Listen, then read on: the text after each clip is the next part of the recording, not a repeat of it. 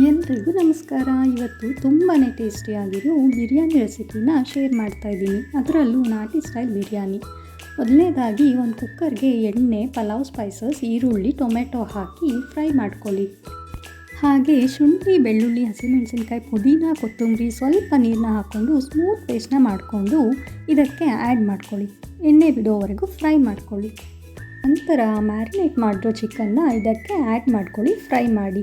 ಮ್ಯಾರಿನೇಷನ್ಗೆ ನಾನಿಲ್ಲಿ ginger garlic paste, ಮೊಸರು, ಸ್ವಲ್ಪ ಖಾರದ ಪುಡಿ, ಬಿರಿಯಾನಿ ಮಸಾಲ ಹಾಗೂ ಸ್ವಲ್ಪ ಉಪ್ಪನ್ನು ಸೇರಿಸ್ಕೊಂಡಿದ್ದೀನಿ. ಚಿಕನನ್ನು ಹಾಕಿ ಫ್ರೈ ಮಾಡಿದ ನಂತರ ಇದಕ್ಕೆ ಸ್ವಲ್ಪ ಗರಂ ಮಸಾಲಾನ ಹಾಕ್ತಾಯಿದ್ದೀನಿ. ಇದಕ್ಕೆ ಇವಾಗ ನೀರನ್ನ ಆ್ಯಡ್ ಮಾಡಿಕೊಂಡು ರುಚಿಗೆ ತಕ್ಕಷ್ಟು ಉಪ್ಪು ಹಾಗೆ ತೊಳೆದು ನೆನೆಸಿಟ್ಟಿರೋ ಅಕ್ಕಿನ ಆ್ಯಡ್ ಮಾಡ್ಕೊಳ್ಳಿ.